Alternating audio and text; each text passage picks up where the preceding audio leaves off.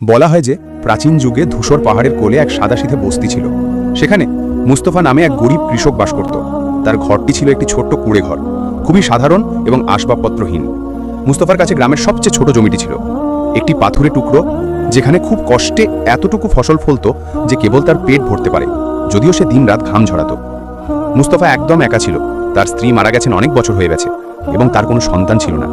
তার একাকিত্বের একমাত্র সঙ্গী ছিল সেই পাখিরা, যাদের সাথে সে তার শুকনো রুটির টুকরো ভাগ করে খেত। কিন্তু তার মন ছিল সন্তুষ্ট, কোনো নালিশ বা অভিযোগ থেকে মুক্ত।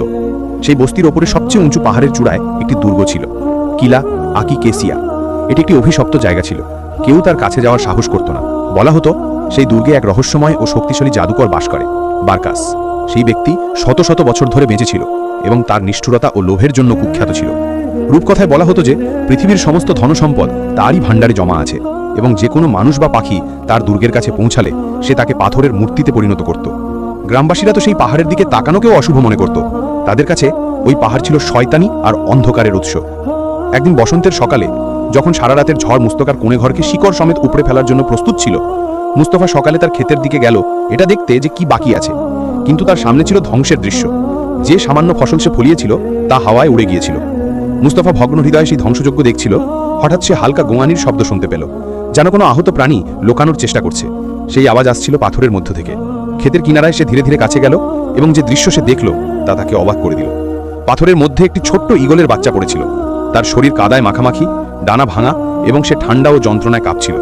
মনে হচ্ছিল ঝড় তাকে তার উঁচু বাসা থেকে ফেলে দিয়েছে। মুস্তফা তাকে ভালো করে দেখল। সে জানতো যে ঈগলরা পাহাড়ের পাখি হয়, বারকাসের পাখি। এক মুহূর্তের জন্য তার ভয় হলো যে এই আহত পাখিটিকে তোলা তার জন্য বিপদ না হয়ে দাঁড়ায়। কিন্তু তার দয়ালু মন তাকে তা করতে দিল না। সে নিজেকে বলল, আল্লাহ যদি তাকে আমার ক্ষেতের কিনারে পাঠিয়ে থাকেন, তাহলে আমি তাকে ফিরিয়ে দেওয়ার কে? এভাবে মুস্তফা সেই ছোট্ট ঈগলটিকে আলতো করে তুলে নিল, তাকে বুকে জড়িয়ে ধরে নিজের কুঁড়ে ঘরে নিয়ে এলো। সে তার ডানা থেকে কাদা পরিষ্কার করলো এবং ভাঙা ডানায় পুরনো কাপড় আর দুটো কাঠের টুকরো দিয়ে একটা সাধারণ পট্টি বেঁধে দিল।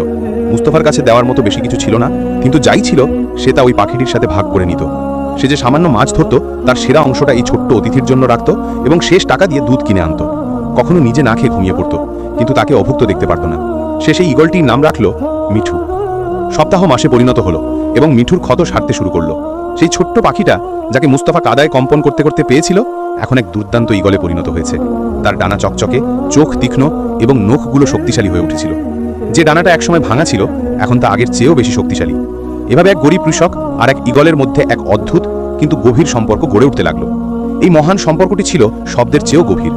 মিঠু কেবল একটি পাখি ছিল না, বরং সে সেই বন্ধুর এবং ছেলে হয়ে উঠল, যা মুস্তফার ভাগ্যে ছিল না। মিঠু খেতে মুস্তফার পেছনে পেছনে ঘুরত। যখন সে মুস্তফা থাকতো না, তখন তার কুড়ে ঘর পাহারা দিত এবং সেই সব কাক ও চোর পাখিদের তাড়িয়ে দিত, যারা তার সামান্য বোনার বীজ চুরি করার চেষ্টা করত। যখন মিঠু পুরোপুরি বড় হয়ে উঠল, তখন সত্যের মুহূর্তে এসে পৌঁছালো। একদিন সে এক উঁচু পাহাড়ের উপর দাঁড়ালো আর নিজের আসল ঠিকানা উঁচু পাহাড়ের দিকে তাকাতে লাগলো। তারপর সে মুস্তফার দিকে তাকালো, যে বিষণ্ণ মনে তার দিকে তাকাচ্ছিল। মুস্তফা বুঝতে পারলো যে বিদায়ের সময় এসে গেছে। ঈগলরা আকাশের জন্য জন্মায়, মাটির কুঁড়ে ঘরের জন্য নয়। মুস্তফা চোখে জল নিয়ে বলল, যাও মিঠু, যাও যেখানে তোমার ঠিকানা। তুমি স্বাধীন, আর তুমি আমার সাথে যা করেছো তা মানুষও করেনি। আমি তোমাকে কখনো ভুলব না। মিঠু মুস্তফার দিকে গভীর দৃষ্টিতে তাকালো, তারপর একটা দীর্ঘ ও জোরালো চিৎকার দিল, যাতে উপত্যকা কেঁপে উঠল। নিজের বিশাল ডানা মেলে সে উঁচু হয়ে উঠল, কিন্তু সে বেশি দূরে গেল না। সে সোজা পাহাড়ের চূড়ার দিকে উড়ে গিয়ে কিলা আকি কেসিয়ার দিকে মনোনিবেশ করল। মুস্তফা তাকে মেঘের মধ্যে একটি ছোট্ট বিন্দুর মতো মিলিয়ে যেতে দেখল। সে বুকে হাত দিয়ে ভাবল যে এটাই শেষ। মিঠু হয়তো তার পরিণতির দিকে পৌঁছে গেছে, নয়তোবা জাদুকর বারকাস তাকে পাথরে পরিণত করে দিয়েছে। পুরো দিন কেটে গেল আর মুস্তফা কুড়ে ঘরের বাইরে বসে রইল, না খেলো না পান করলো, শুধু পাহাড়ের দিকে তাকিয়ে রইল। যখন সন্ধ্যের দিকে সূর্য ডুবতে লাগলো, তখন বাতাসে গানার আওয়াজ এলো, যেন আকাশ চিরে যাচ্ছে। মিঠু মেঘের মধ্যে থেকে দ্রুত তীরের মতো আবির্ভূত হলো এবং মুস্তফার সামনে এসে নামলো। সে গর্বের সাথে দাঁড়িয়ে রইল। মুস্তফা খুশি হলো, কিন্তু সে একটা অদ্ভুত জিনিস লক্ষ্য করলো। মিঠু তার ঠোঁটে চকচকে কিছু একটা ধরে দাঁড়িয়েছিল। যখন সে কাছে এলো, তখন সেই জিনিসটা তার পায়ের কাছে ফেলে দিল। সেটা ছিল একটা বড় খাঁটি সোনার মুদ্রা, চকচকে, এবং তার উপর এক অদ্ভুত সিলমোহর আঁকা ছিল, একটি খুলির নকশা, যার ভেতরে এক জাদুকরের চোখ আঁকা। মুস্তফা সেখানেই জমে গেল। সে সাথে সাথে বুঝতে পারল যে এই মুদ্রা জাদুকর বারকাসের কোষাগারের। মিঠু নিজের জীবন বিপন্ন করে শয়তানের আখড়ায় ঢুকে এই উপহার তার মালিকের জন্য নিয়ে এসেছে, যে তাকে ছোটবেলায় খাওয়াতো। আজ সেই মিঠু তার জন্য এই নেয়ামত নিয়ে এসেছে। মুস্তফা জানত না যে এই একটি সোনার মুদ্রা কেবল শুরু, সোনার বন্যার সূচনা এবং এক অবশ্যম্ভাবী যুদ্ধের সূচনা। মুস্তফা কাঁপতে কাঁপতে মুদ্রাটি হাতে তুলে নিল। এটি ভারী ও ঠান্ডা ছিল, আর যখন সে তার উপর জাদু করে সিলমোহর দেখল তখন তার শরীর কেঁপে উঠল। সে চিন্তিত হয়ে মিঠুর দিকে তাকালো আর বলল, হে কি করলে বাবা? তুমি কি জানো তুমি কোথায় গিয়েছিলে? এই সোনা অভিযুক্ত, এটা জাদুকরের দুর্গের। কিন্তু মিঠু যেন কোনো পবিত্র অভিযানে নেমেছে। পরের দিন সকালে সূর্যোদয়ের সাথে সাথে সে আবার দুর্গের দিকে ছুটল এবং সন্ধ্যা নাগাদ ফিরে এসে মুস্তফার পায়ের কাছে দুটো সোনার মুদ্রা রেখে গেল। তৃতীয় দিন সে 3টি মুদ্রা নিয়ে এলো। এই সিলসিলা পুরো 1 সপ্তাহ জুড়ে চলল। মিঠু প্রতিদিন সকালে যেত আর প্রতিদিন সন্ধ্যায় মুঠো ভর্তি সোনা নিয়ে ফিরত। মুস্তফার গরিব রইল না, তার কাছে চকচকে সোনার মুদ্রার এক ছোট স্তূপ জমা হয়ে গিয়েছিল। এত যে তা দিয়ে গ্রামের সবচেয়ে বড় ক্ষেত কেনা এবং কুড়ে ঘরের জায়গায় প্রাসাদ তৈরি করা সম্ভব ছিল। কিন্তু মুস্তফা খুশির বদলে দিন দিন বাড়তে থাকা ভয়ের মধ্যে ডুবে যেতে লাগলো। সে সোনাগুলো একটা পুরনো মাটির পাত্রে রেখে তার কুড়ে ঘরের মাটির নিচে পুঁতে লাগলো এবং একটা মুদ্রাও খরচ করার সাহস করল না। সে জানত যে এই সম্পদ আশীর্বাদ নয়, বরং শয়তানের দেওয়া অগ্রিম ক্ষতিপূরণ। যতবারই সে সোনা স্পর্শ করত তার শীতলতা আঙুলগুলোকে কাঁপিয়ে দিত, আর তা থেকে এক অদ্ভুত গন্ধ আসত, গন্ধকার রত্নপাথরের মতো। সবচেয়ে বড় কথা, সে মিঠুর জন্য ভয় পেত। কিভাবে সম্ভব যে কোনো ঈগল, যত বড়ই চালাক হোক না কেন, প্রতিদিন এক অমর জাদুকরের কোষাগার থেকে চুরি করবে আর ধরা পড়বে না? মুস্তাফার ভয় অমূলক ছিল না। কিলা আকিকেসিয়াতে জাদুকর বারকাশ তার জাদুর আয়নার সামনে বসেছিল। সে বোকা ছিল না। সে প্রথম দিনই সোনা গায়েব হওয়ার কথা টের পেয়েছিল, কিন্তু সে কোনো পদক্ষেপ নেয়নি, শুধু নজর রাখছিল।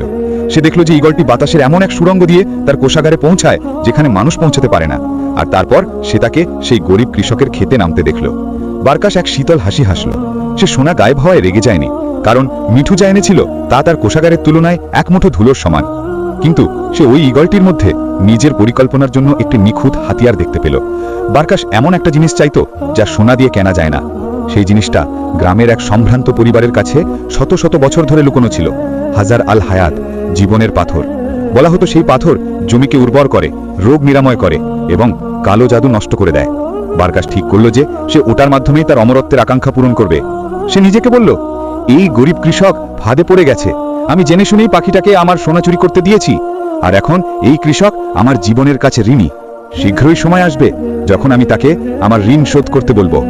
গ্রামে হঠাৎ মুস্তফার বিষয়টি সন্দেহের নজরে চলে এলো। হঠাৎ মুস্তফা খেতে কাজ করা ছেড়ে দিল। সে কুড়ে ঘরের বাইরে বসে চিন্তিত দৃষ্টিতে পাহাড়ের চূড়ার দিকে তাকিয়ে থাকত। প্রতিবেশীরা লক্ষ্য করতে লাগলো যে সেই অদ্ভুত ঈগল যাকে সে পালছিল প্রতিদিন জাদুকরের দুর্গের দিকে যায় এবং ফিরে আসে। কানাকানি শুরু হয়ে গেল, কিভাবে এক গরিব কৃষক কাজ ছেড়ে দিতে পারে, আর কেনই বা তার পাখি বারবার শয়তানের আস্তানায় ফিরে যায়। গ্রামের সর্দার, যিনি জ্ঞানী কিন্তু সতর্ক ছিলেন, মুস্তাফার কাছে এসে বললেন, হ্যাঁ মুস্তাফা, আমরা সব দেখছি। তোমার পাখি প্রতিদিন পাহাড়ের দিকে যায়। যদিও তুমি কোনো বিলাসবহুল জীবন প্রকাশ করনি, তবু আমরা অনুভব করছি যে তোমার ঘরে কোনো ভয়ঙ্কর রহস্য আছে। সতর্ক থেকো মুস্তাফা। যে সোনা জাদুকরের দুর্গ থেকে আসে তা শুধু ধ্বংসই নিয়ে আসে। মুস্তাফা লজ্জা আর ভয় অনুভব করল। সেই রাতে যখন মিঠু তার অভ্যাস মতো ফিরে এলো এবং তার সাথে এক ছোট থলি ভর্তি জহরাত ছিল, মুস্তাফা তাকে নিজের বাহুডোরে জড়িয়ে ধরে বলল, দয়া করে মিঠু, আর ওখানে যেও না। আমি এই সোনা চাই না, আমি তোমাকে নিরাপদে চাই। লোকে আমায় সন্দেহ করছে। কিন্তু মিঠু তখন অনুগ্রহ প্রতিদান দেওয়ার মেজাজে ছিল। সে মানুষের ভয়ের ভাষা বোঝে না। সে শুধু জানে যে এই ভালো মানুষটা তার প্রাণ বাঁচিয়েছে, আর এখন সে তার ঋণ শোধ করছে। পরের দিন সকালে তাই হলো, যার ভয় মুস্তফা করছিল। মিঠু তার অভ্যাস মতো দুর্গের দিকে উড়ে গেল, কিন্তু সন্ধ্যা পর্যন্ত ফিরে এলো না। মুস্তফা রাতে অপেক্ষা করল, তার বুক ধরফর করছিল, কিন্তু মিঠু ফিরল না। মুস্তফা বুঝে গেল নিশ্চয়ই জাদুকর শেষ পর্যন্ত মিঠুকে ধরে ফেলেছে। সেই রাতে মুস্তফা ঘুমাতে পারল না। কুড়ে ঘরের নীরবতা কান বন্ধ করে দেওয়ার মতো ছিল, আর মিঠুর খালি জায়গাটা তার অনুপস্থিতিতে কাঁদছিল। কৃষক বুঝতে পারল যে জাদুকরকে ভয় পাওয়া এক জিনিস, আর নিজের একমাত্র প্রিয় প্রাণীটিকে হারানো দুঃখ সম্পূর্ণ অন্য জিনিস। মিঠু তাকে একাকিত্ব থেকে বাঁচিয়েছিল, আর এখন তার পাল্লা তাকে ধ্বংসের হাত থেকে বাঁচানোর।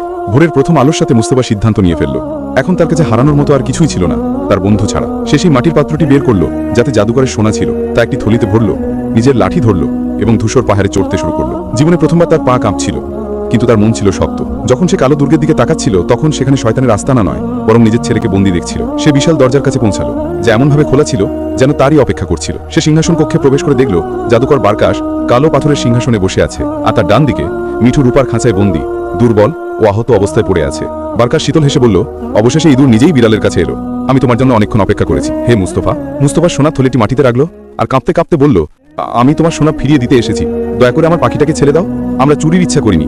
এই পাখি মালিকানার অর্থ বোঝে না। সে শুধু অনুগ্রহের প্রতিদান দেওয়ার চেষ্টা করছিল। জাদুকর ব্যঙ্গাত্মক সুরে বলল, তুমি কি ভাবছো আমি এই সামান্য সোনা নিয়ে চিন্তিত? আমি জেনে শুনেই ওকে চুরি করতে দিয়েছি, যাতে তোমাকে এখানে ডাকতে পারি।